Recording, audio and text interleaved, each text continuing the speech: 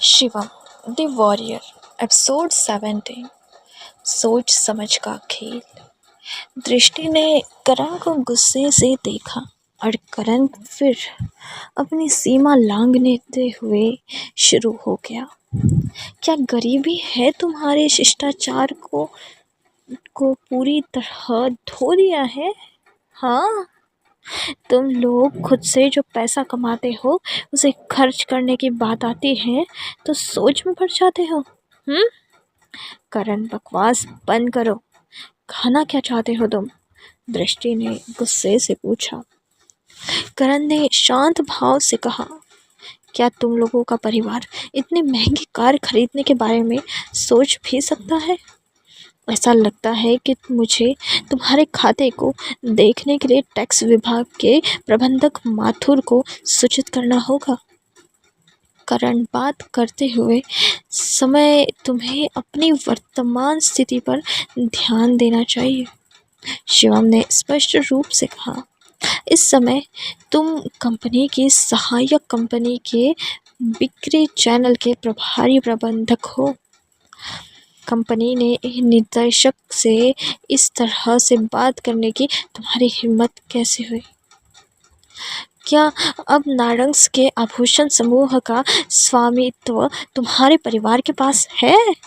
क्या तुम्हें सच में लगता है कि वित्त विभाग के प्रबंधक अभी भी तुम्हारे आदेशों के सुनेंगे? और तुम्हें क्या लगता है कि तुम कौन हो? क्या तुम अभी भी वास्तव में मुझे व्याख्यान देने की हिम्मत कर सकते हो? करण ने गुस्से से कहा और शिवम को अपनी खतरनाक निगाहों से देखा। तुम सिर्फ एक बिना रीढ़ की हड्डी को कायर हो। तुम्हारी इस कंपनी में घूमने की हिम्मत कैसे हुई? शिवम ने मजाकिया मुस्कान के साथ जवाब दिया, मैं अब कंपनी के मुख्य डिज़ाइन अधिकार का सहायक हूँ। मैं बस कंपनी में काम करने आया था, लेकिन तुम यहाँ करने आए हो। क्या करने? बताए ज़रा। ओ हाँ, मैंने कुछ सुना कि कैसे बैठक के दौरान किसी ने मेज़ पर उल्टी कर दी थी। अंत में उसे टेबल को चाटना भी पड़ा और अपनी उल्टी खानी भी पड़ी। मैं वास्तव में काफ़ी उत्सुक हूँ कि ऐसा करने की हिम्मत किसकी हुई और किसके पास थी। करण, क्या तुम जानते हो कि वो कौन था? शिवम, तुम?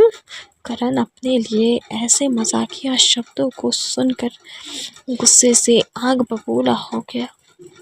कमरे के चारों ओर टकटकी लगाए उसने अपने आसपास के अन्य कर्मचारियों के अजीब रूप देखे और अचानक महसूस किया कि उसका चेहरा शर्मिंदगी से जल रहा है। उसे उम्मीद नहीं थी कि कूड़े का ये टुकड़ा शिवम वास्तव में उसका मजाक उड़ाने और यहाँ तक कि इस तरह की हास्यास्पद बातें सबके सामने लाने की हिम्मत करेगा। क्या वो अपनी कब्र खुद खोदने की कोशिश कर रहा है? करण ने गुस्से में कहा, तुम देख तो कैसे अब कूड़े को चाटेगा।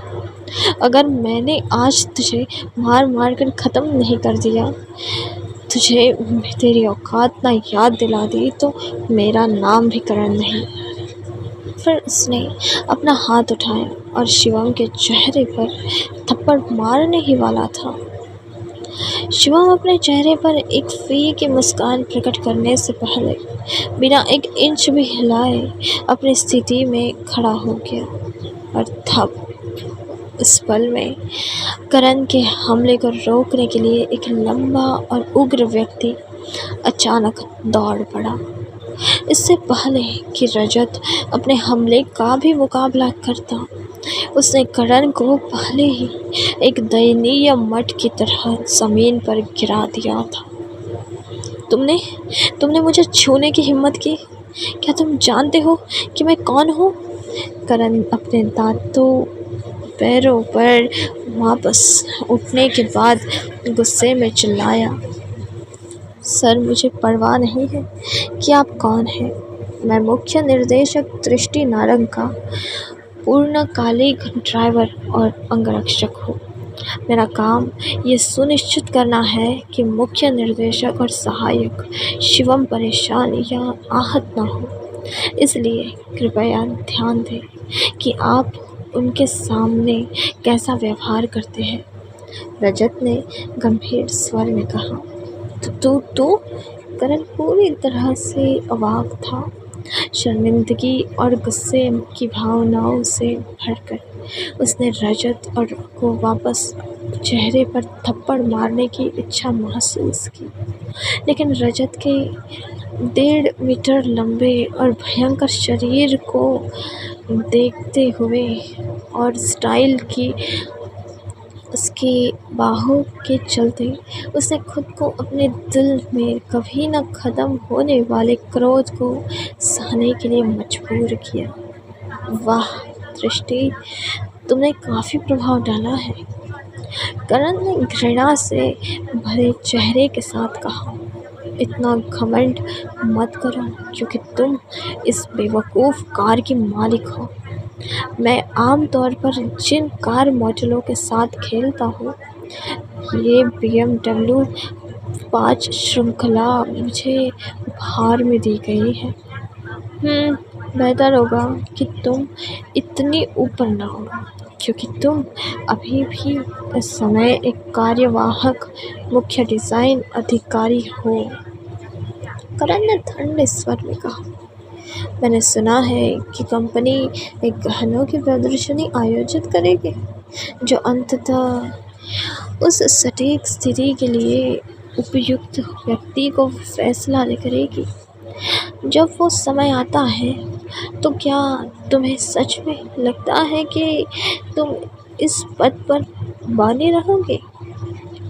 इसके अलावा कंपनी में तुम्हारे कनेक्शंस के साथ हम देखेंगे कि पर्दे के पीछे अपना कदम रखने के बाद कौन सा बेवकूफ़ तुम्हारा सहयोग करने की हिम्मत करेगा।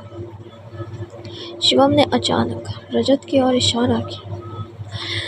उसके संकेत को देखते हुए रजत उसके पास गया और उसे मुर्गों की तरह उठाने से पहले उसके कॉलर के करण को पकड़ लिया। सर, कृपया अपनी बकवास बंद करें, रजत ने कड़ी आवाज़ में चेतावनी दी। आपके पार्किंग स्थल ने यातायात व्यवस्था का उल्लंघन किया है और मुख्य निर्देशक दृष्टि नारंग को और उनकी कार को अवरुद्ध कर दिया है। मैं आपको सलाह देता हूँ कि इसी वक्त अपनी कार यहाँ से हटाएं। अपनी बात ख़त्म करने के बाद रजत ने आखिरकार अपनी पकड़ छोड़ दी। नतीजतन करण अपनी पीठ के साथ चलते हुए डामर पर भारी रूप से गिरा। फिर उसने रजत को खतरनाक रूप से देखा, खुद को उस पर विस्फोट करने से रोक लिया। अत्यधिक अनिच्छा के साथ अपनी कार में वापस जाने से पहले उसने दृष्टि को और शिवम को एक उग्र रूप दिया। जैसे पेडल पर कदम रखते हुए वो अपनी कार को घटनास्थल से दूर भगाने के लिए आगे बढ़ा। बस रुको और देखो, ये मत सोचना कि मैं अब तुम्हारे परिवार के साथ कुछ नहीं कर सकता। करण कार को अंडरग्राउंड पार्किंग में धकेलते हुए शातिर तरीके से चिल्लाया। निर्देशक बनना अच्छा लगता है ना? शिवम ने मुस्कुराते हुए कहा। दृष्टि ने भी एक मुस्कान प्रकट की, क्योंकि उसने अपने दिल में बहुत आराम महसूस किया। चलते हुए और कार की पिछली सीट का दरवाज़ा खोलते हुए शिवम ने अपना हाथ उठाया और कहा, आपके बाद निर्देशक। नई कार में खुशी से बैठने से पहले दृष्टि ने शिवम को आश्चर्यजनक भाव से देखा।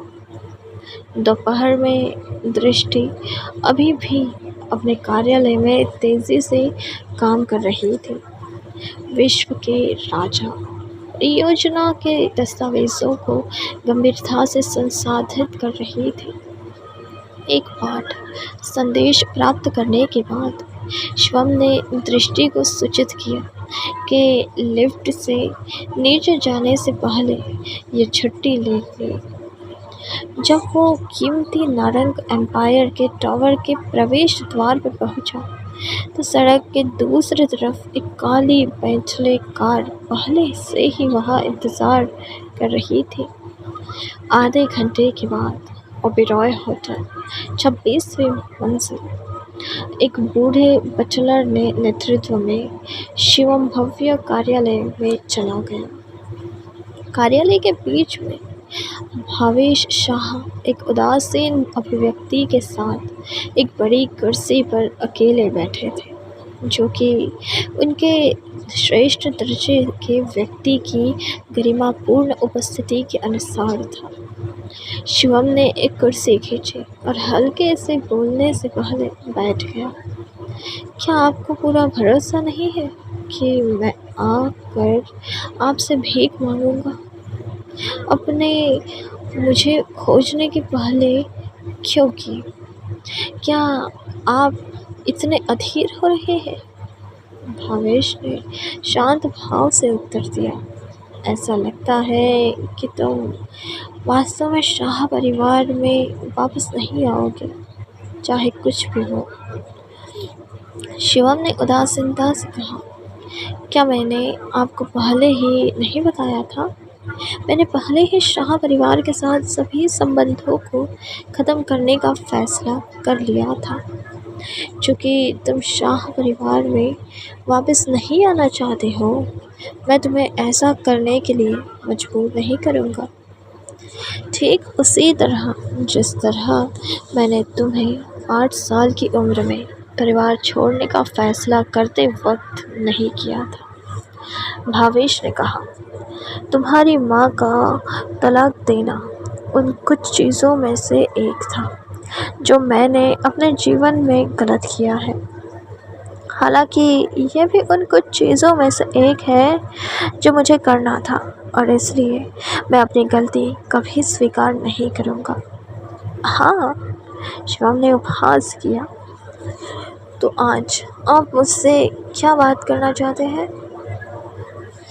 मैंने तुमसे आज आने का अनुरोध किया क्योंकि मैं तुम्हें बताना चाहता हूँ कि मैं नोएडा सिटी वापस जा रहा हूँ, भावेश ने कहा। भावेश ने आगे कहा, मैंने दिल्ली शहर के पास सैनिक फार्म्स में एक प्रथम श्रेणी का विला खरीदा है और उसके गैरेज का 10 स्पोर्ट्स कारों से भर दिया है। इसके अलावा इस स्विस बैंक खाते में $100 मिलियन है। ये सब तुम्हारा। तुम मुझे पिता नहीं मानते, चाहते तो मत मानो, लेकिन मैं यहाँ हाथ पर हाथ धरे बैठा देख नहीं सकता कि मेरे बेटे को दूसरों द्वारा धमकाया जा रहा है, उसे जलील किया जा रहा है। मैं नहीं चाहता कि तुम अपनी पूरी ज़िंदगी ऐसे शर्मनाक तरीके से गुजारो। मुझे इन सब की कोई आवश्यकता नहीं है, शिवम ने शांति से कहा। तुम्हारे लिए ये सोचना ठीक है कि मुझे तुम पर दया आती है। तुम्हारे लिए ये सोचना भी ठीक है कि मैं अपने दोषी मन से तुम्हें ये चीज़ें दे रहा हूँ। हालांकि तुम्हें ये समझना चाहिए कि मैंने कभी भी कुछ भी दिया है तो वो कभी वापस नहीं लिया है, भावेश ने गरिमापूर्ण तरीके से कहा। इस वक्त से मैं अब तुम्हारे जीवन में हस्तक्षेप नहीं करूँगा। मैंने पहले ही पूरा ओबेरॉय होटल खरीद लिया है और इस मंजिल पर सब कुछ तिजोरी से रख दिया है। पासवर्ड तुम्हारा जन्मदिन है, भावेश ने स्पष्ट रूप से कहा। यदि तुम्हें इनमें से किसी भी चीज़ की आवश्यकता होती है तो बेझिझक उन्हें अपने लिए ले जाना, सब तुम्हारा ही है। यदि तुम अभी भी मुझसे नाराज़ हो तो तुम उन सभी को फेंक सकते हो या उन्हें अनदेखा कर सकते हो। संक्षेप में तुम इन चीज़ों के साथ जो चाहे कर सकते हो। शिवम ने ठंडी मुस्कान के साथ अपना सिर हिलाया। इतने वर्षों के बाद उसका पिता भावेश शाह वही अभिमानी दबंग व्यक्ति बना रहा, जिसने सोचा कि उसके पास सब कुछ है और हर कोई उसके नियंत्रण में है। हालांकि मुझे विश्वास है कि तुम मुझे कम अंक नहीं गिराओ। मैं भावेश शाह हूँ। भावेश ने एक दृढ़ और आत्मविश्वास अभिव्यक्ति के साथ कहा। क्या तुम वास्तव में सोचते हो कि नोएडा सिटी के शाह परिवार में मजबूती से खड़े होने के लिए मुझे अपने बेटे पर भरोसा करना चाहिए? भावेश ने ठंडे स्वर में कहा और विषय बदल दिया। कुछ और भी कहना था मुझे तुमसे। अगर तुम इस बार शाह परिवार में वापस नहीं आने का फैसला करते हो तो 3 महीने तक प्रतीक्षा करना, जब मैं तुम्हें एक संदेश भेजूंगा जिसके साथ तुम अपने दादाजी से मिलने आ सकते हो, लेकिन बिना अनुमति के नोएडा सिटी या शाह मेंशन में कभी मत आना। और अगर तुम्हें इन 3 महीनों के बाद मुझसे कोई खबर नहीं मिलती है तो ये बात हमेशा हमेशा के लिए याद रखना कि इस जीवन में कभी भी तुम अपनी पहचान या पृष्ठभूमि किसी के सामने उजागर नहीं होने दोगे। और शाह मेंशन में कदम रखने की सोचना भी मत। अगर वो समय आता है तो सब कुछ भूल जाना जो कुछ भी अतीत में हुआ था। समझ रहे हो ना मेरी बात? शिवम ने पूछा। बस इतना है? भावेश ने कहा। मेरे इन शब्दों को हमेशा याद रखना। इस समय शिवम उठ खड़ा हुआ और मुड़कर कमरे से बाहर निकलते हुए बोला। आज के इस बातचीत के दौरान उसे अस्पष्ट एहसास हुआ कि भावेश शाह के व्यवहार में कुछ गड़बड़ है। ऐसा लग रहा था कि नोएडा सिटी और शाह मेंशन में शाह परिवार की स्थिति उसने जितना सोचा था उससे कहीं ज़्यादा गंभीर लग रही थी। वरना भावेश शाह के मुंह से इस तरह की बातें उसने पहले कभी नहीं सुनी थी। शिवम आज सोचने पर मजबूर हो गया था कि क्या वाकई में शाह परिवार और शाह मेंशन में उसकी ज़रूरत है। क्या सच में उसे सर के इस प्रस्ताव को एक बार ठंडे दिमाग से बैठकर सोचना चाहिए। इन सब सवालों से घिरे हुए और अलग अलग तरह से विचारों को अपने अंदर तूफान मचाते हुए देख शिवम ने रहा नहीं गया। उसे समझ नहीं आ रहा था कि आखिर वो करे तो क्या करे, और उससे झिझकते हुए एक बार फिर भावेश की तरफ देखा और उसने खुद को भावेश की निगाहों में देखा। क्या कुछ कहना चाहते हो? भावेश ने शांत भाव से पूछा। शिवम खड़ा भावेश को देखता रहा। क्या करेगा अब शिवम? क्या वो वापस मेंशन में लौटने के लिए तैयार होगा? क्या मतलब है भावेश की बातों का? क्या चल रहा है शाह परिवार के अंदर जिसके कारण भावेश ने शिवम को अपनी असलियत छुपाए रखने के लिए कहा है? क्या शिवम अपनी पहचान उजागर कर देगा या ऐसे ही दृष्टि के सपनों को पूरा करता रहेगा? क्या है शिवम की गुत्थी और क्या है उसकी विद्या के गहरे राज? Shivam the hidden warrior episode 18, एक अनोखा रीयूनियन। भावेश बैठा शिवम के कुछ कहने का इंतज़ार कर रहा था।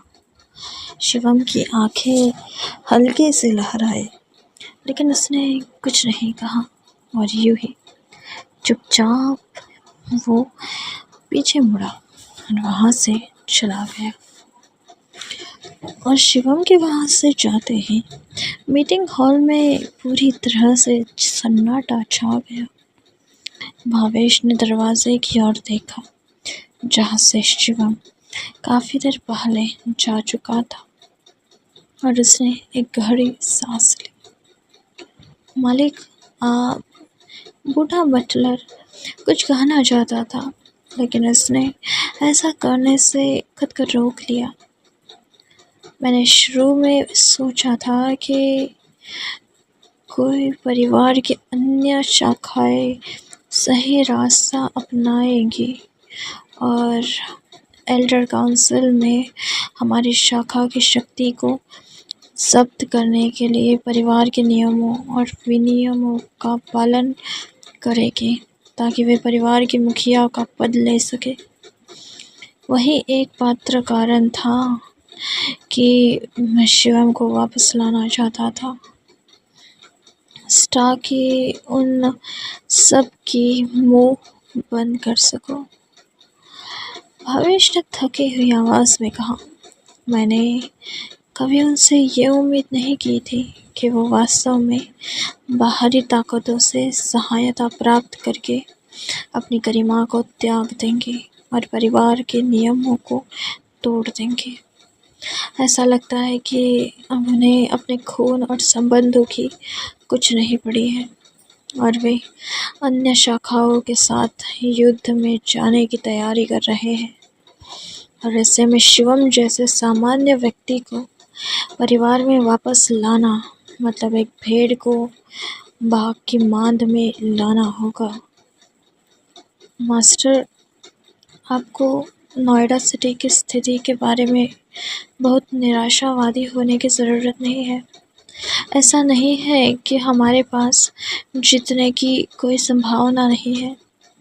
हालांकि तीसरे मास्टर की शक्ति 2 दिन पहले पूरी तरह से ध्वस्त हो गई थी, फिर भी 3 या 4 हैं छिपे हुए परिवार जिनमें आप सतह कर ले। आखिरकार छिपी हुई ताकतें अभी भी बरकरार है और लड़ने की शक्ति है, बूढ़े बटलर ने सुझाव दिया।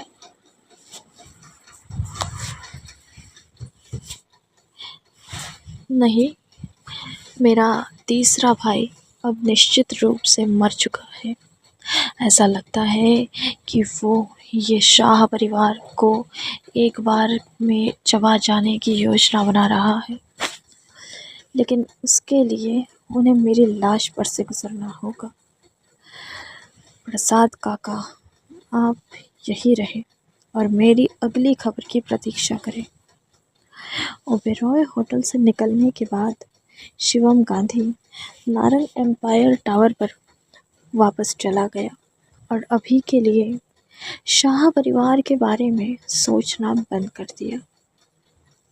शाम को दृष्टि और शिवम कंपनी से काम से फ्री हो गए, लिफ्ट लेकर नीचे आए और कीमती टावर के सामने पहुंचे।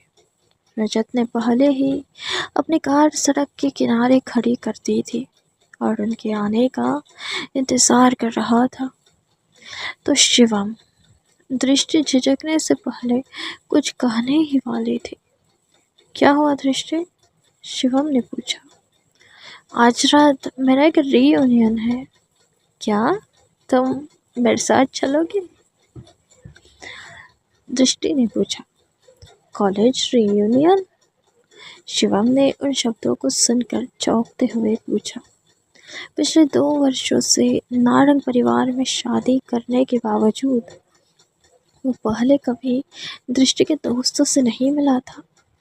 वो बात कुछ यूँ है कि मेरे दोस्तों में कुछ ऐसे भी हैं जो थोड़ी प्रॉब्लम्स क्रिएट करते हैं। दृष्टि ने शिवम के संदेह को देखते हुए तुरंत समझाया। ओह, फिर मैं साथ चलूँगा। शिवम ने बिना किसी हिचकिचाहट के सिर हिलाया। जैसे ही वे दोनों एक साथ कार में बैठे, रजत ने इंजन चालू किया और सीधे शहर के हलचल वाले इलाके में चल गए।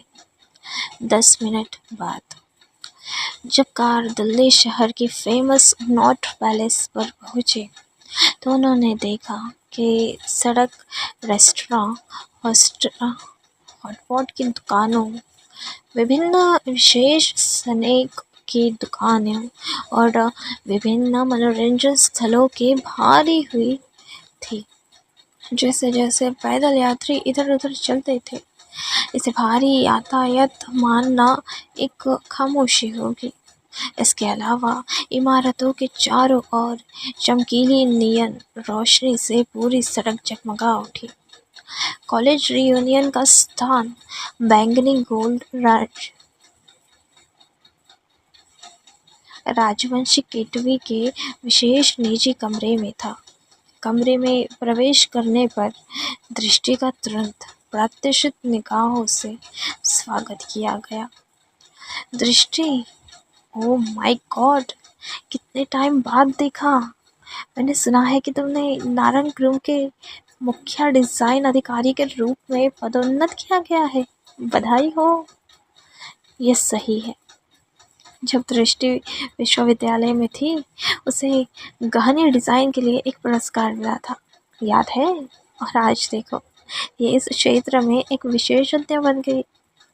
कुछ युवा और खूबसूरत लड़कियां उनके चेहरे पर मुस्कान के साथ उनका स्वागत करने के लिए खड़ी हो गई। अरे दृष्टि, तुम्हारे साथ ये लड़का कौन है? गहरे बैंगनी रंग के सूट में एक आदमी ने शिवम को एक अमित्र निगाहों से घूरते हुए संदेह से पूछा। यह है, दृष्टि ने झिझकते हुए कहा। ये दृष्टि के सहायक निर्देशक शिवम है, एक पोनीटेल वाली लड़की जो एक फ्लैशबैक पोशाक थी। दृष्टि ने प्रश्न का उत्तर उसके चेहरे पर एक उज्जवल मुस्कान के साथ देने के लिए दौड़ी।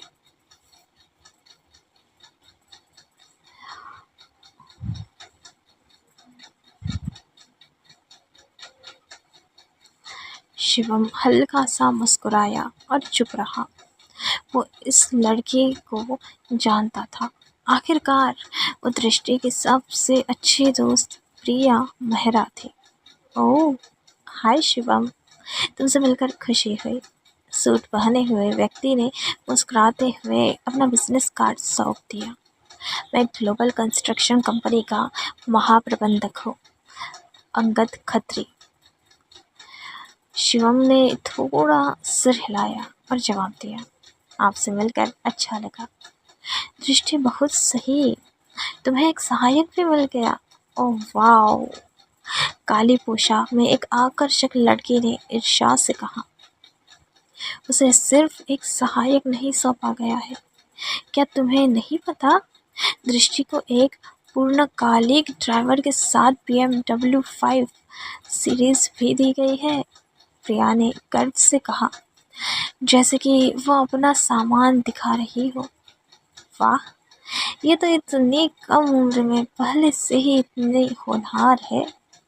दृष्टि काफ़ी फेमस और स्ट्रांग बन गई है।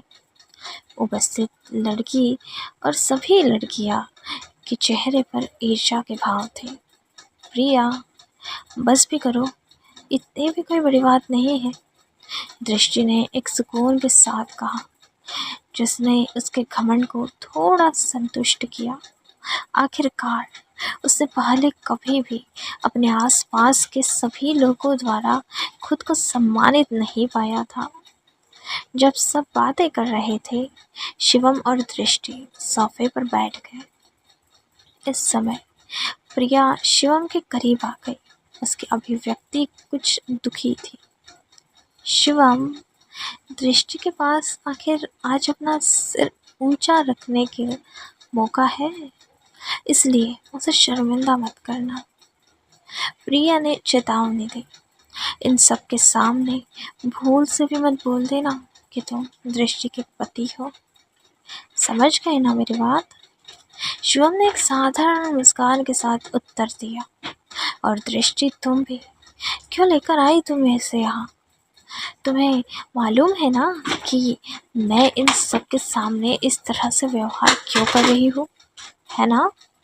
ऐसे ही करते करते ये सब तुम्हें अपना भगवान मानने लगेंगे।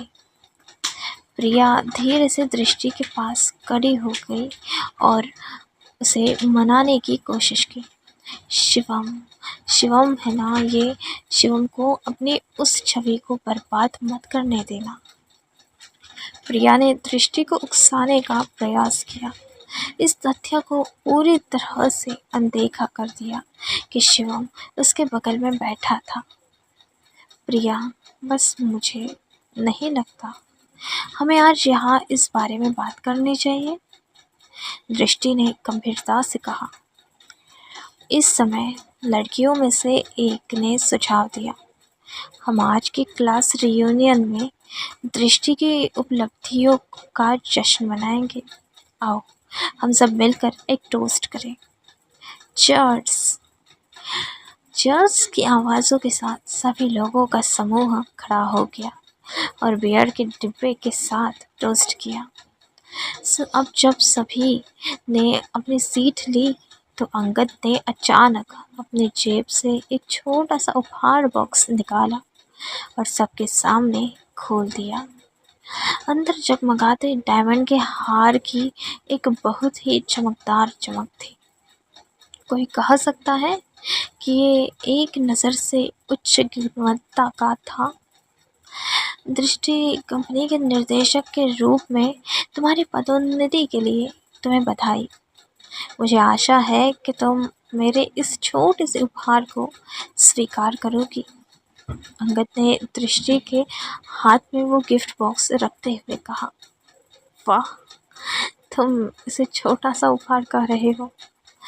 मैं कुछ दिन पहले एक गहने की दुकान के पास से गुजरी और एक बहुत छोटा हीरो का हार देखा जो दसियों हजार रुपए का था। उसके तुलना में यह हार गुणवत्ता के बहुत बेहतर दिखता है। उस नेकलेस को देखते ही लड़कियों में से एक की आंखें चमक उठी। कितना कमाल है भाई अंगद, यह हार कम से कम 40 लाख का होगा। एक आदमी ने प्रशंसा की। अंगद, क्या तू दृष्टि को प्रपोज कर रहा है? एक और खूबसूरत लड़की ने चंचल भाव से कहा। दृष्टि ने अजीब तरह से अंगद की तरफ देखा जब इस तरह की बातें उठने लगी। दृष्टि, ये मेरी प्रशंसा का एक छोटा सा प्रतीक है, इसका कोई अन्य अर्थ नहीं है, अंगद ने मुस्कुराते हुए कहा। दृष्टि, क्योंकि इस प्रिंस चार्मिंग अंगद ने पहले ही अपनी बात क्लियर कर दी, तो मुझे तुझे ये तोहफा ले लेना चाहिए। हाँ, मुझे तुमसे बहुत जलन हो रही है प्रिंस चार्मिंग अंगद, तुम इसके बजाय मुझे एक हार क्यों नहीं दे देते? हाँ, मुझे अब याद है, अंगद ने हाई स्कूल में लगातार दृष्टि का पीछा नहीं किया था। लड़कियों के समूह ने उनके चेहरे पर चंचल भाव धारण किए और उनका मजाक उड़ाया। अंगद के चेहरे पर मुस्कान आ गई। ये वही प्रभाव था जिसकी उसने तलाश की थी। अंगद, थैंक्स इस हार के लिए, लेकिन मैं तुम्हारा उपहार स्वीकार नहीं कर सकती, दृष्टि ने गंभीरता से कहा। ऐसा मत करो दृष्टि, क्या इसे पहनने में मैं तुम्हारी मदद कर दूँ? कम से कम इसे एक बार ट्राई करके तो देखो।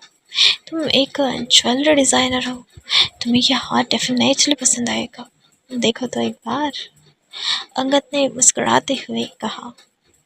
फिर उसने धीरे से हार को उठाया और दृष्टि की ओर ले चला।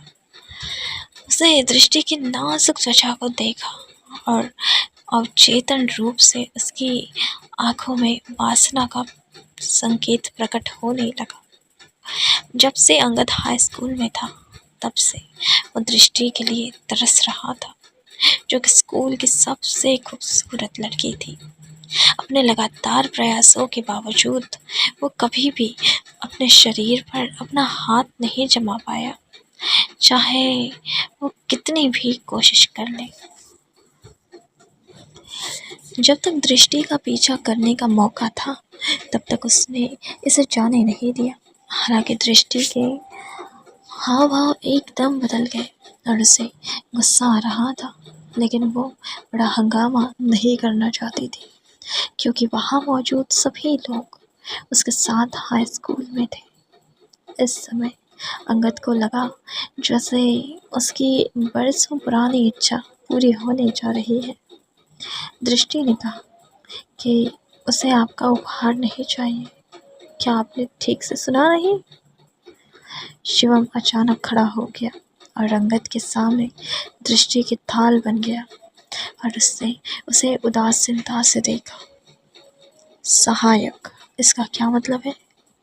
अंगद ने मुंह फेर लिया और शिवम को घूरते हुए देखा। ये क्या तरीका है? मैं तुम्हारी बॉस और निर्देशक को एक उपहार देना चाह रहा हूँ और तुम जैसे एक छोटा सहायक इस तरह से मेरा रास्ता रोक कर खड़ा हो गया। मुझे रोकने की कोशिश करने की तेरी हिम्मत भी कैसे हुई? अंगद ने अहंकारी से कहा और अपना चेहरा घुमा लिया। मुझे क्या लगता है? हाँ बोलो, क्या लगता है तुझे कि कौन हो तुम? मैंने तुझे इस कमरे में मौजूद रहने दिया, पीने दिया, क्योंकि मैं नहीं चाहता था कि दृष्टि के असिस्टेंट को यूं बाहर बाकी ड्राइवर्स के साथ बैठना पड़े। और तुम्हारी हिम्मत तो देखो, मैं दृष्टि का कोई हाई स्कूल का क्लासमेट हूँ, लेकिन तुम्हारी क्या औकात है जो तुम दृष्टि की तरफ से निर्णय ले रहे हो? कौन तुम? ग्लोबल कंस्ट्रक्शन कंपनी के महाप्रबंधक के रूप में अंगद खत्री करोड़ों की संपत्ति का मालिक था। इतनी बड़ी कंपनी उसके नियंत्रण में थी और इसलिए समाज में उसकी स्थिति काफ़ी मजबूत थी। सबके बीच उसका अच्छा खासा बोला वाला था। देखने वाली बात है कि अंगद के पिता भी दिल्ली सिटी के निर्माण उद्योग में एक बड़े आदमी थे। जिस हिसाब से वो अपने आप एक अमीर दूसरे पीढ़ी बन गया।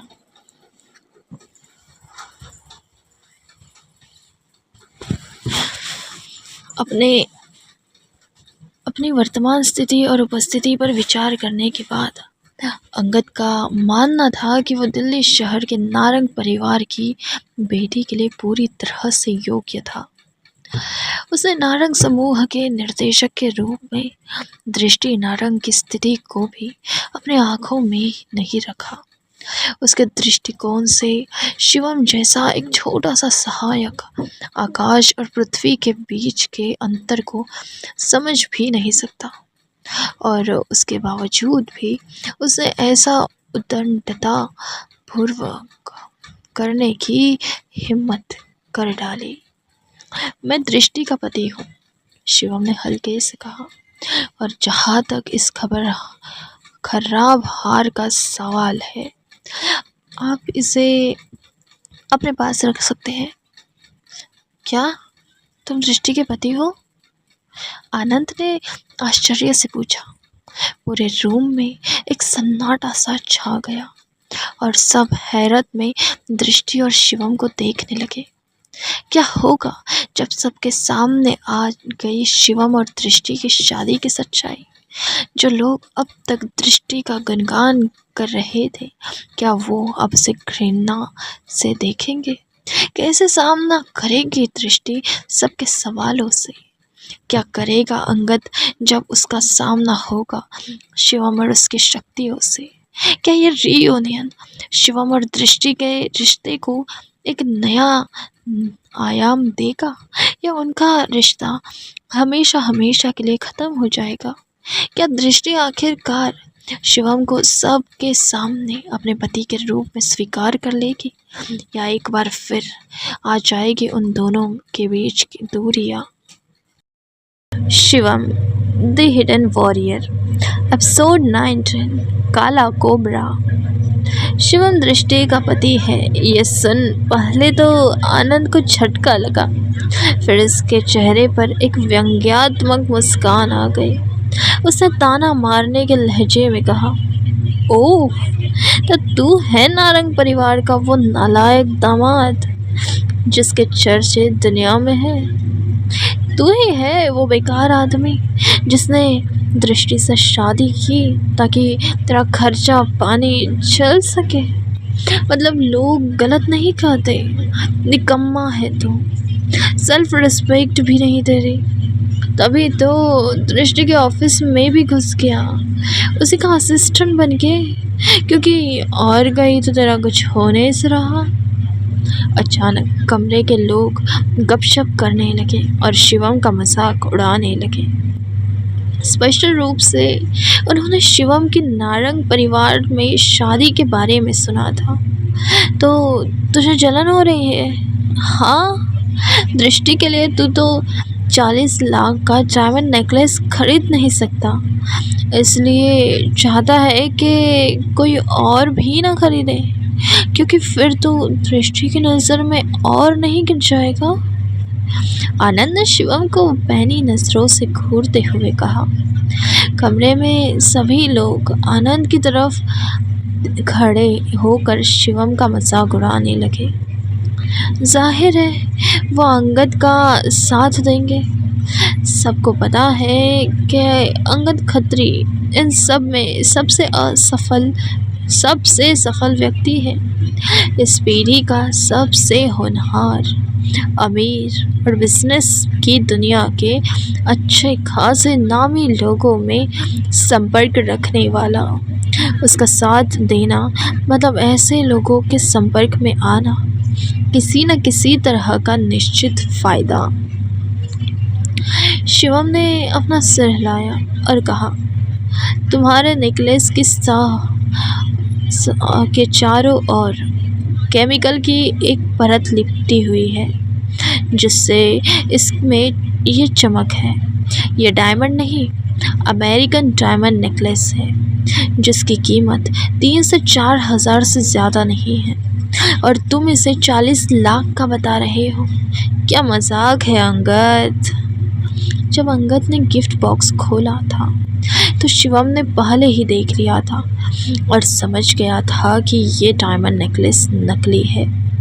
असली डायमंड के अंदर प्राकृतिक कट्स होते हैं, जिससे उसके अंदर ही अंदर रोशनी का अपवर्तन यानी रिफ्लेक्शन होता है, जिसकी वजह से डायमंड में वो चमक होती है जो किसी और स्टोन में नहीं। अमेरिकन डायमंड तो वास्तव में बाजार में एक आम वस्तु थी।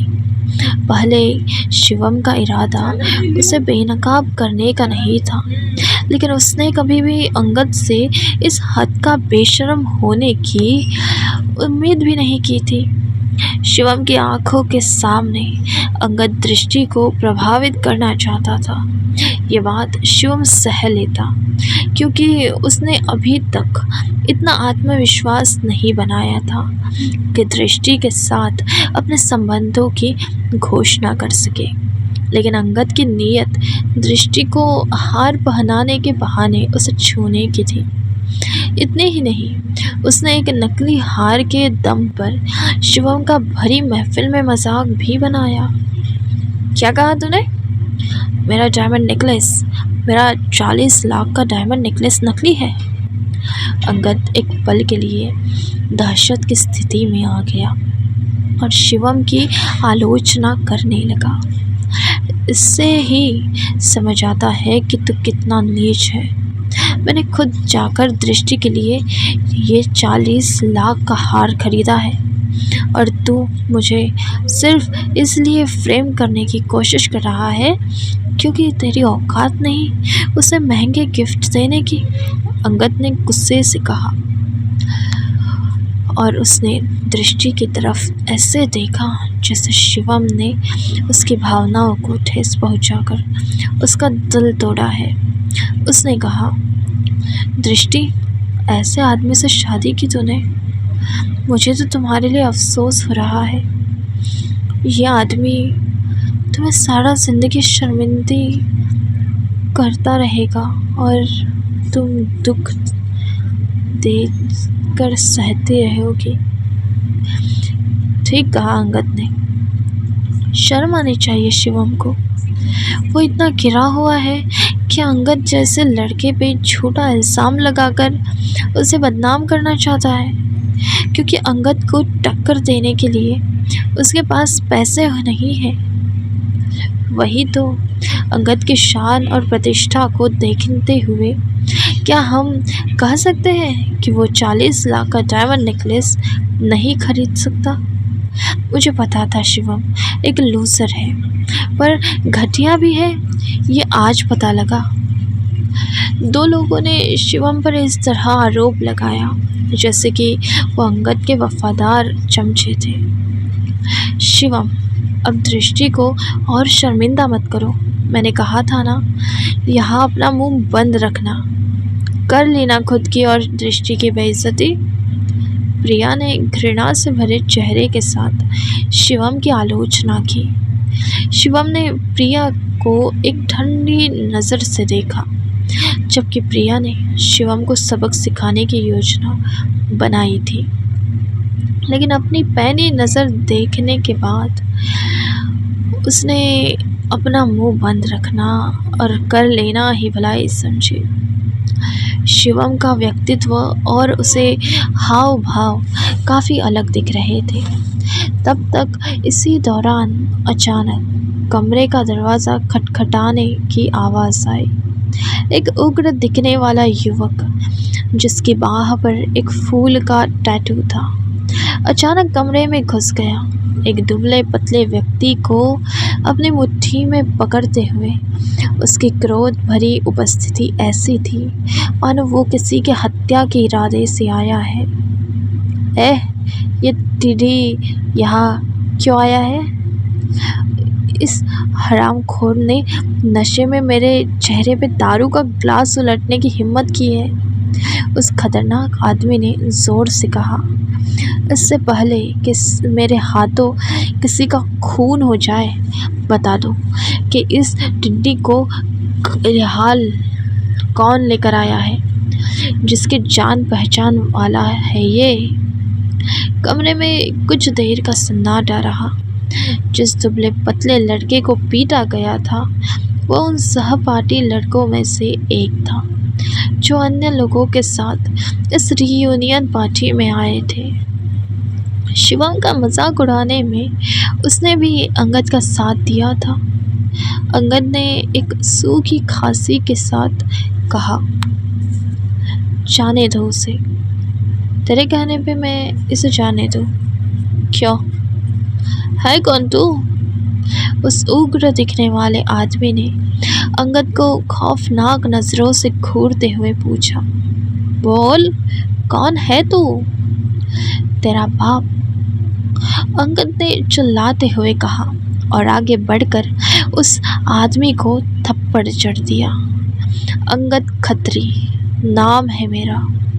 फेमस ग्लोबल कंस्ट्रक्शन कंपनी का मालिक हूँ मैं। चूँकि पेपर्स गोल्ड डायनेस्टी KTV को मेरी कंपनी ने रेनोवेट किया है, इसलिए मैं इसके मालिक को भी अच्छी तरह जानता हूँ। 2 कौड़ी के गुंडे, अब भी मेरे सामने खड़े होने की हिम्मत है तुझमें? अंगद ने अहंकार से कहा। Angad Khatri, global construction company? वो आदमी बस वापस लड़ने ही वाला था, पर अब एक पल के लिए झिझका। फिर उसने अपने गुस्से को दबा दिया और कमरे से बाहर निकलकर एक चेतावनी दी। देखता हूँ तुझे, रुक। थैंक्स अंगद भाई, कमाल हो आप। जैसे ही आपने अपना नाम बताया उस गुंडे का चेहरा देखने वाला था। इम्प्रेसिव, इसलिए तो लड़के अंगद भाई की तरह बनना चाहते हैं। कमरे में मौजूद सभी लोग व्यवहारिक रूप से अंगद की चापलूसी कर रहे थे। अंगद एक राजा की तरह सोफे पर वापस बैठ गया और अपने शिकार का एक कश लिया। चूँकि अंगद लगातार कई जगहों पर अंडरवर्ल्ड में लोगों के साथ भी संबंध बना आया था, इसलिए उसने इस तरह के गुंडे को कई बार सबक सिखाया और कभी कोई परेशानी नहीं हुई। इसलिए इस बार भी उसे किसी बात की चिंता नहीं थी। वास्तव में वो गुंडा अंगद के लिए एक अच्छा पंचिंग बैग साबित हुआ, क्योंकि दृष्टि के सामने उसे अपनी ताकत दिखाने का मौका मिल गया। अंगद ने अभिमानी अभिव्यक्ति के साथ कहा, ऐसे मामूली लोग मेरे सामने बस उन पर धौंस दिखा सकते हैं जो मुझसे कमज़ोर है। ऐसे ही उन्हें उनकी औकात दिखाता हो मैं, जैसे अभी उस गुंडे को दिखाए। यही तो फ़र्क है अंगद और कुछ लोगों में। अंगद खुद से कमज़ोर लोगों की मदद करता है, पर कुछ लोग कमज़ोर होते हुए भी दूसरों को नीचा दिखाने की नीचता करते हैं। जब वो गुंडा अंदर आया तब तो किसी की बोलने की हिम्मत नहीं हुई। एक लड़की ने शिवम को नीचा दिखाते हुए कहा। अंगद ने मुस्कुराते हुए कहा, निश्चित रूप से तुम मजाक कर रही हो। मेरा मानना है कि जिन लोगों पर तुम इशारा कर रहे हो, वैसे यहाँ केवल ये शिवम गांधी है। दृष्टि, क्या तुमने देखा? तुम्हें लगता है अगर ऐसी स्थिति तुम्हारे साथ आई तो तुम्हारा पति तुम्हारी सुरक्षा कर पाएगा? अंगद ने शिवम का उपहास किया। तब तक एक और दमदार आवाज गूंजी, कौन है अंगद खत्री जो सबका बाप बन रहा है? इसी दौरान कमरे के बाहर से चीख पुकार मच गई। अचानक एक व्यक्ति जिसके चेहरे पर कटे का एक लंबा निशान था, 7 से 8 और गुंडों के साथ कमरे में घुस गया। सबके हाथों में लोहे की छड़ें, जंजीरें, हॉकी स्टिक आदि थी। निशान वाले आदमी के बगल में फुल टैटू वाला आदमी था, जिसे अंगद ने थप्पड़ मारा था। तुम में से किसने मेरे चचेरे भाई के हाथ उठाने की हिम्मत की, वो भी मेरे यानी काला घोबरा के एरिया में आकर?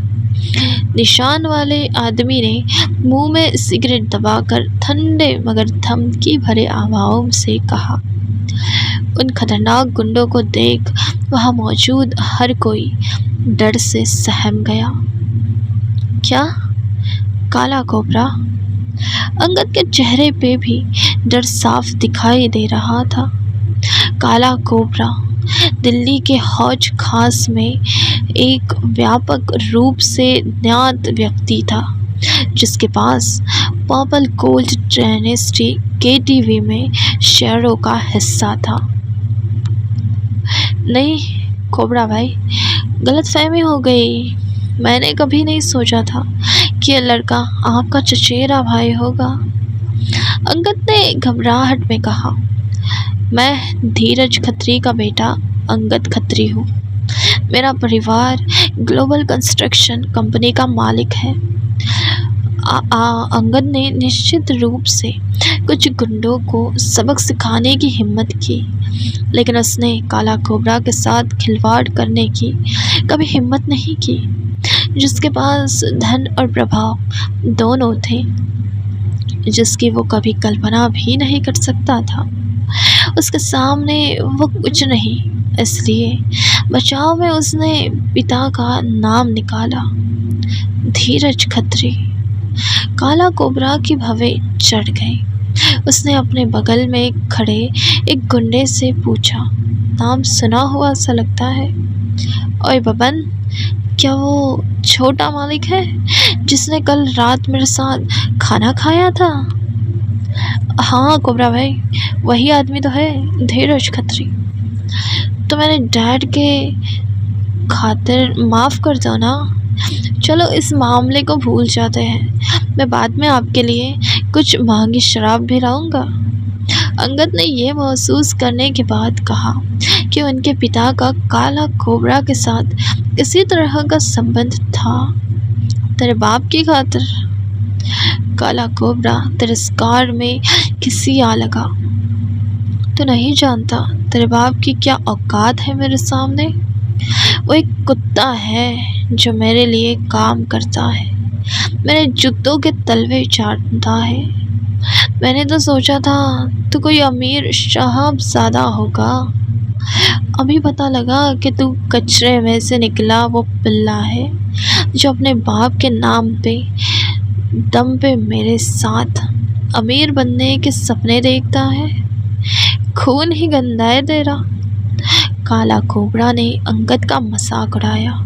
फिर अचानक एक के बाद एक जबरदस्त थप्पड़ों की आवाज़ें आने लगी। सबने चौंक के देखा तो काला कोबरा फुर्ती से उठ के अंगद के पास पहुंच चुका था और उसके चेहरे पे 4-5 जोरदार थप्पड़ जड़ दिए। अंगद के चेहरे पे हथेली के लाल निशान रह गए। कोबरा ने अपने चचेरे भाई को इशारे से बुलाया और चिल्ला कर कहा, इसे नीचे से पकड़ और मारता रहे। इतना मार के होश खो बैठे। इसके बाद वापस होश में लाने के लिए इसे हम नदी में फेंक आएंगे। काला कोबरा ने सिगरेट के धुएं को बुझाते हुए बिना किसी परवाह के कहा। दो मोटे आदमियों ने अचानक अंगद को मेज पर जोर से दबाया। वो लड़का जिसके हाथों पर फूल का टैटू था, जिसे अंगद ने थप्पड़ मारा था, उसका चेहरे गुस्से से लाल हो गया। उसने हाथ उठाया और लगातार बिना रुके अंगद के दोनों गालों पर थप्पड़ों की बरसात कर दी। दर्द में कर्राते हुए अंगद जोर से चिल्लाया, कोबरा भाई थोड़ी दया दिखाओ। इस पार्टी में नारंग परिवार की बेटी है, कम से कम नारंग परिवार के नाम पे छोड़ दो मुझे। अंगद दृष्टि का उल्लेख करते हुए काला कोबरा से दया की भीख मांग रहा था। नारंग परिवार की बेटी। काला कोबरा ने भौएं चढ़ा दी और पहली बार अंगद से नजर हटाकर हॉल में मौजूद बाकी लोगों पर कर दी। सहमे हुए लोगों ने डर से अपनी आंखें फेर ली। एक दृष्टि और शिवम थे जो कोबरा को अब भी देखे जा रहे थे। दृष्टि, तुम नारंग ग्रुप की चीफ डायरेक्टर हो, तुम्हारी बातों का कुछ तो वजन होगा। अंगद को बचाने के लिए कुछ कहो। उसके कुछ सहपाठियों ने उसे मनाने की कोशिश की। दृष्टि को कोई हरकत न करते देख प्रिया ने काला कोबरा की ओर देखकर उससे विनती करते हुए कहा, ये दृष्टि नारंग है, नारंग ग्रुप के चीफ डायरेक्टर और उस परिवार की बेटी। अंगद हमारा दोस्त है, आप प्लीज़ उसे बख्श दीजिए। उसके लिए न सही, नारंग परिवार के लिए तो कुछ इज्जत होगी ना आपके दिल में। प्लीज़ मैटर यही ख़त्म कीजिए। इज्जत, वो भी नारंग परिवार की। काला कोबरा ने मजाकिया मुस्कान के साथ कहा, अच्छा मजाक है। क्या तुम लोगों को नहीं पता कि इस परिवार की क्या औकात है? होंगे वो अपने कुएं के मेंढक। मेरे इलाके में उनके नाम का कोई वजन नहीं। इतना कहकर काला कोबरा दृष्टि को ऊपर से नीचे तक देखने लगा, जैसे सर से पांव तक उसका विश्लेषण कर रहा हो। देखते देखते उसके चेहरे पर एक कुटिल मुस्कान आ गई और आंखें वासना के दृष्ट निशान से जगमगा उठी। क्या करेगा काला कोबरा दृष्टि के साथ? क्या शिवम को काला कोबरा से निपटने के लिए सबके सामने अपने असली रूप में आना पड़ेगा, या फिर इस बार दृष्टि उठाएगी कोई कदम? अंगद खत्री है शिवम का नया दुश्मन, तो क्या अंजाम होगा अब इस दुश्मनी का? Shivam the hidden warrior, episode 20, Shah या मात। दृष्टि नारंग जो 2 साल पहले दिल्ली शहर की कुंवारी प्रसिद्ध सुंदरी हुआ करती थी, काला कोबरा ने कहा। साफ दिख रहा है कि उसकी आंखें वासना से भरी हुई है। मैंने सुना है कि नारंग परिवार ने शादी में आपके पति के रूप में एक गरीब निकम्मे आदमी की व्यवस्था की। Tusk tusk tusk. आप जैसे सुंदर महिला के लिए इतने अफसोस की बात है। चूँकि दृष्टि ने आज फॉर्मल सूट पहना था, इसलिए उसका स्वभाव आज बहुत अच्छा लग रहा था। उसकी प्राकृतिक सुंदरता के अलावा सलीके से पहनी हुई उस उत्कृष्ट ड्रेस में उसका फिगर भी आकर्षक लग रहा था। आज उसकी खूबसूरती ऐसी थी कि कोई भी आदमी उसके आकर्षण से खुद को रोक नहीं सकता। क्या बात है, अजनबियों से दोस्ती नहीं करती दृष्टि? ड्रिंक करती हो? अगर हाँ तो आज रात मुझसे मिलो। डिनर और ड्रिंक्स होंगे और हमारी बातचीत भी। उसके बाद तुम कहोगी तो मैं अंगद के मामले में भूल जाऊंगा शायद। काला कोबरा ने एक भयावह अभिव्यक्ति के साथ कहा। ये सुनकर दृष्टि का मन घृणा से भर गया, लेकिन वो किसी ऐसे व्यक्ति के साथ कैसे लड़ झगड़ या बहस कर सकती थी जो नारंग परिवार से भी नहीं डरता था। तुम्हें अंगद खतरे से लड़ना है तो लड़ो, मेरी पत्नी को बीच में क्यों ला रहे हो? शिवम अचानक खड़ा हो गया और दृष्टि के सामने आ गया। ओह! काला कोबरा ने शिवम को चंचल भाव से देखा। तो तू है दिल्ली शहर के वो बदनाम घर जमाई शिवम गांधी। मुझे उम्मीद नहीं थी कि तेरी मेरे सामने मुंह खोलने की हिम्मत होगी। खैर, तेरे मुंह खोलने का किसी को फर्क नहीं पड़ता, तो मुझे क्या पड़ेगा? मुझे जो कहना था मैंने कह दिया। काला कोबरा ने अपनी उंगलियां काटते हुए कहा। दृष्टि मैडम को ऊपर नीचे कमरे में ले जाओ, आज मैं उन्हें एक अच्छी और महंगी शराब पिलाऊंगा। दृष्टि के शरीर के बारे में कल्पना करते हुए काला कोबरा ने अपने होंठ चाटे। उसने कभी नहीं सोचा होगा कि इस तरह की स्वादिष्ट उसके दरवाजे तक पहुंचा दी जाएगी। ये कहने के बाद काला कोबरा और उसके आदमियों को अचानक बेचैनी होने लगी। तुम मौत को गले लगा रहे हो। उसी वक्त शिवम गुस्से में आगे बढ़ चुका था। उसके घुटने काला कोबरा के पेट पर मजबूती से टिके हुए थे। अगले ही पल उसने हाथ उठाया और काला कोबरा का गला पकड़ लिया। एक पल में ही उसका चेहरा पीला पड़ गया और सांसें लगभग खत्म हो गई। सांस लेने के लिए खांसते हुए काला कोबरा अपनी वर्तमान दहशत की स्थिति में विश्वास से परे चौंक गया था, क्योंकि उसने कभी भी शिवम से पहली चाल चलने की उम्मीद नहीं की थी। बाकी किसी का प्रतिक्रिया देने तो दूर की बात थी। घुटने टेक दे, शिवम ने धीमी और क्रोध भरी आवाज़ में कहा और काला कोबरा को ऐसे देखा जैसे उसकी मौत आज निश्चित है। फिर उसके घुटनों पे वार करके एक झटके में उसे नीचे बिठा दिया।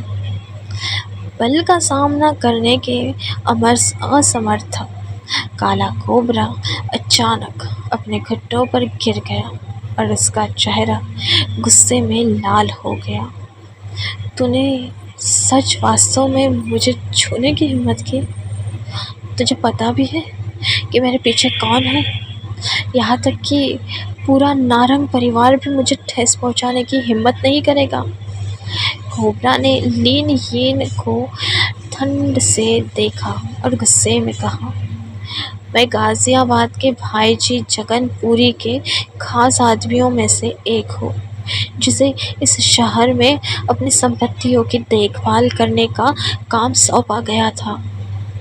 क्या ये शिवम पागल हो गया है?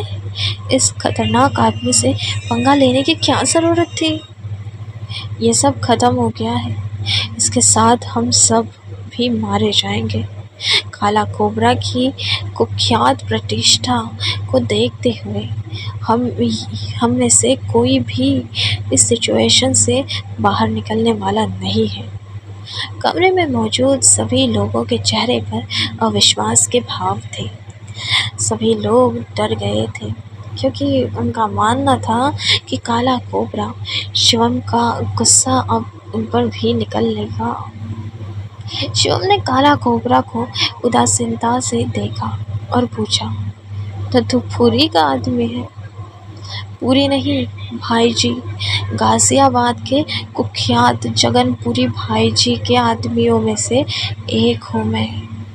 इस शहर के शायद ही कोई ऐसा आदमी होगा जिसने भाई जी का नाम जिंदगी में कभी न सुना हो, है ना? काला कोबरा ने शिवम को धमकी देते हुए एक नज़र सबकी ओर दौड़ते हुए फिर शिवम को घूरते हुए कहा, अच्छा होगा अब तुम मेरे आगे घुटने टेक कर उससे माफ़ी मांग ले। क्या पता तुझे ज़िंदगी की भीख मिल जाए, वरना मेरे ये आदमी काफ़ी होंगे तेरी लाश उठा के ठिकाने लगाने के लिए। उसने अपने आदमियों की तरफ इशारा करके शिवम को देखते हुए कहा, पर अचानक शिवम का हाथ उठा और एक करारा थप्पड़ आकर सीधा काला कोबरा के थोबड़े पर लगा। इस बार थप्पड़ ने अपने पीछे एक गहरा निशान छोड़ दिया और उसके मुंह के कोने से खून भी निकल गया। मरना चाहता है तू? काला कोबरा क्रोध से भरे हुए भाव से चिल्लाया।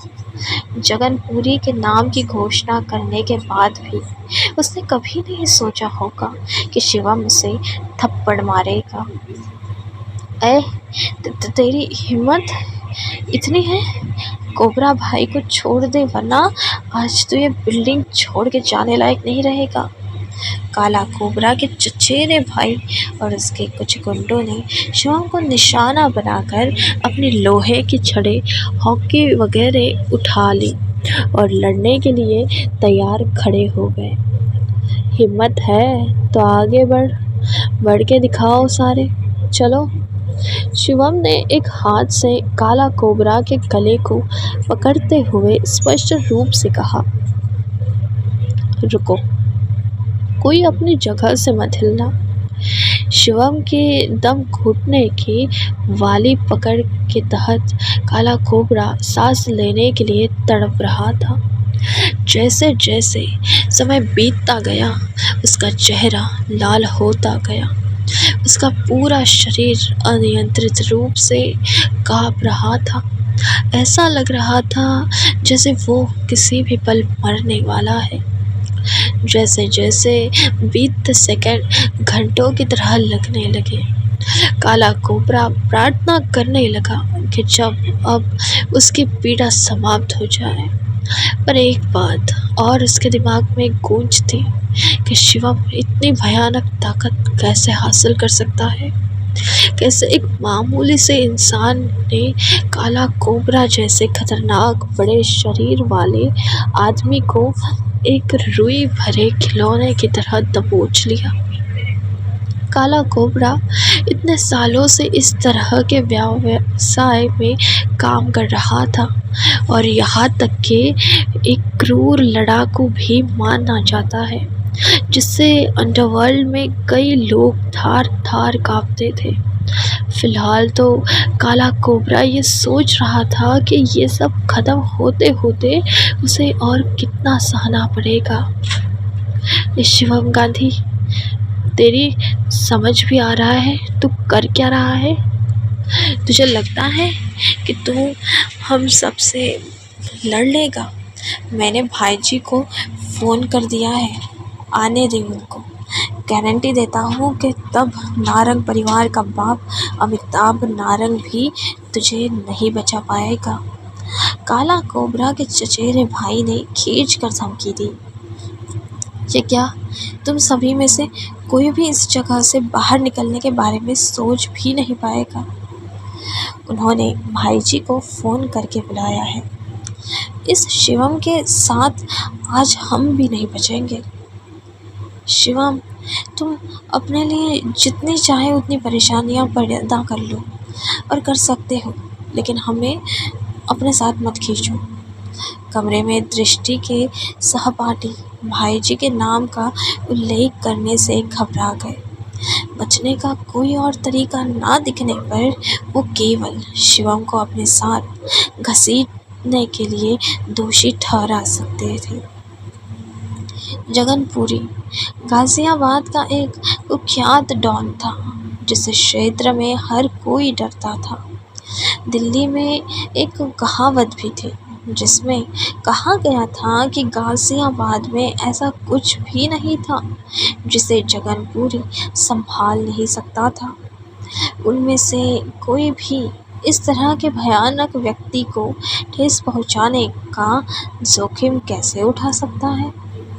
शिवम ने अपना सिर हिलाया और एक मुस्कान के साथ पूछा, क्या जगनपुरी वास्तव में इतना शक्तिशाली है? तू जगनपुरी भाई जी की पहचान भी नहीं जानता, फिर भी उनसे जुड़े आदमी को मारने की हिम्मत कर रहा है। इतना बेवकूफ़ कैसे है तू? वाह, तूने जिस पर हाथ उठाया तो उसे नहीं जानता। वो जिसका आदमी है तो उसे भी नहीं जानता। बस ऐसे ही पंगा ले लिया। अब तो तुझे भगवान भी नहीं बचा सकता। जैसे ही उस व्यक्ति ने शिवम से ये शब्द कहे, कमरे के सभी छात्र चकित रह गए। सब शिवम को तिरस्कार और गुस्से से देख रहे थे। उन्होंने शुरू में सोचा था कि शिवम के पास वास्तव में काला कोबरा को मारने की हिम्मत और क्षमता है, लेकिन अभी ये पता चला कि वो तो एकमात्र मूर्ख था जो एक राजा और एक रंक के बीच के बड़े अंतर को भी नहीं समझता था। क्या बात है शिवम, तू निडर तो है, लेकिन एक नंबर का गधा। तूने कोबरा भाई से लड़ने की हिम्मत सिर्फ इसलिए कर ली क्योंकि तुझे मार्शल आर्ट्स के लिए कुछ दांव पेच आते हैं। तुझे ये नहीं पता कि भाई जी की दिल्ली में किस तरह की इमेज है? अंगद ने ठंडे स्वर में कहा।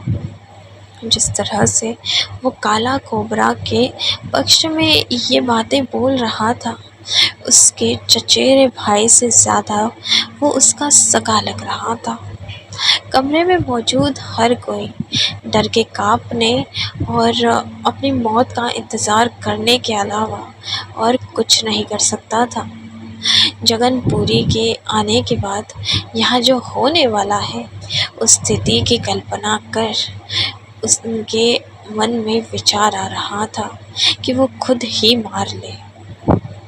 कोई ताज्जुब नहीं कि लोग तुझे नकारा, निकम्मा, बेवकूफ़ और साहिल बुलाते हैं। अंगद ने फिर शिवम को जलील किया। शिवम ने गुस्से से एक सेकंड के लिए आंखें बंद की। आंखें खोलते ही दूसरे सेकंड में अंगद को बेरहमी से ऐसा ज़ोरदार थप्पड़ चढ़ा कि वो पूरे कमरे में लट्टू की तरह 2 बार घूम गया और बाहर जा गिरा। शिवम, छोड़ो ये सब, चलो चलते हैं, दृष्टि ने चिंतित अभिव्यक्ति के साथ सुझाव दिया। दृष्टि के हिसाब से शिवम ने आवेग में आकर कुछ ज़्यादा ही बड़ा कदम उठा लिया। परिणामों की परवाह किए बिना उसने तुरंत काला कोबरा को धमकी दे डाली और यहाँ तक कि उसे अपने सामने घुटने टेकने के लिए मजबूर कर दिया, जिससे वो उसका दुश्मन बन गया। हिंसा से कभी भी किसी समस्या का समाधान नहीं हो सकता, क्योंकि ये और भी अधिक समस्याओं को जन्म देती है। अब जबकि स्थिति इस हद तक बढ़ गई थी कि दृष्टि भी मौजूदा हालात को संभालने के लिए कुछ नहीं कर सकती थी, हालांकि वो मदद करने के लिए कुछ नहीं कर सकती थी, पर आज शिवम ने उसके दिल को जैसे छू लिया था। आखिरकार अपनी जान की परवाह किए बिना वो उसकी रक्षा में खड़ा हुआ था। तुम लोगों को लगता है तुम यहाँ से जा सकते हो? मेरी बात कान खोल के सुन लो। आज यहाँ से कोई भी जिंदा वापस नहीं जा रहा। काला कोबरा के चचेरे भाई ने अहंकार से कहा। बिना एक भी शब्द बोले शिवम ने अपनी पूरी ताकत से उस आदमी को लात मारी और उसे कमरे से बाहर उड़ते हुए भेज दिया।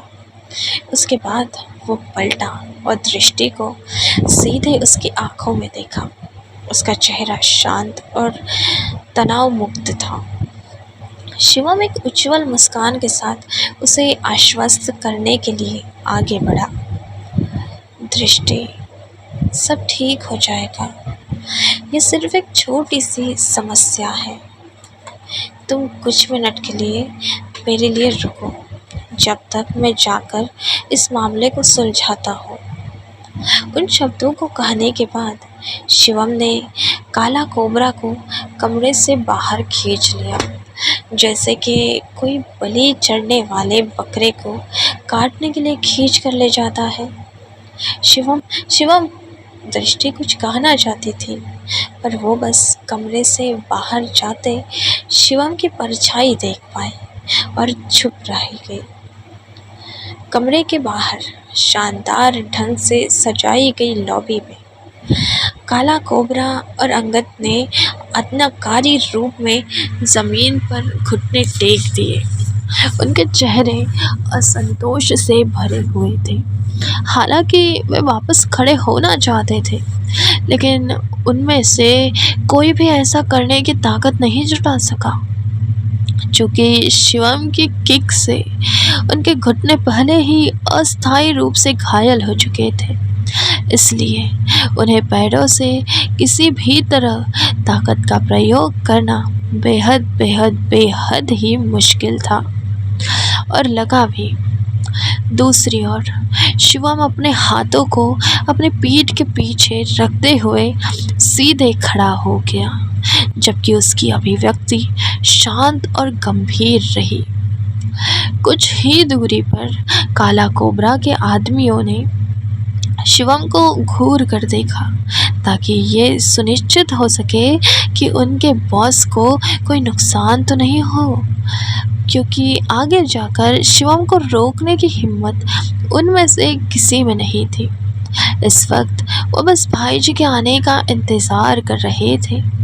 उनके हिसाब से शिवम शक्तिशाली तो था, पर वो भाई जी के समान उनके सामने खड़ा भी नहीं हो पाएगा। करीब 3 मिनट तक गतिरोध बना रहा। जल्द ही सूट में एक दर्जन मोटे आदमी एक व्यवस्थित तरीके से चलते हुए लॉबी में आए। दर्जन भर अंगरक्षकों में एक पतला अधेड़ उम्र का आदमी खड़ा था, जो लाल टांग सूट पहने हुए था और रुद्राक्ष मोतियों की एक डोरी का पकड़े हुए था। भाई जी, आखिरकार आप आ गए। आपको मेरा बदला लेना चाहिए इस आदमी से। अपने गुरु गैंगस्टर को देखकर काला कोबरा चिल्लाया। गुरु शिष्य के संबंध के दिल छू लेने वाले इस प्रदर्शन के बाद भी जगनपुरी का ध्यान कहीं और ही था। वो काला कोबरा की तरफ देख भी नहीं रहा था। वो तो अविश्वास से उस आदमी को देख जा रहा था, जो अपने दोनों हाथ पीठ के पीछे बांधे, सर उठाए, सीना ताने उसके सामने खड़ा था।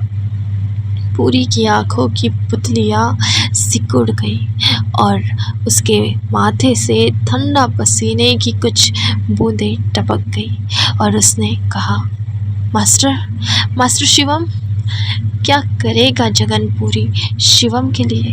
क्या काला कोबरा भाई जी की तरह आज से शिवम के अधीन हो जाएगा या बनेगा उसका दुश्मन? क्या आज दृष्टि को पता चल जाएगी शिवम की सच्चाई?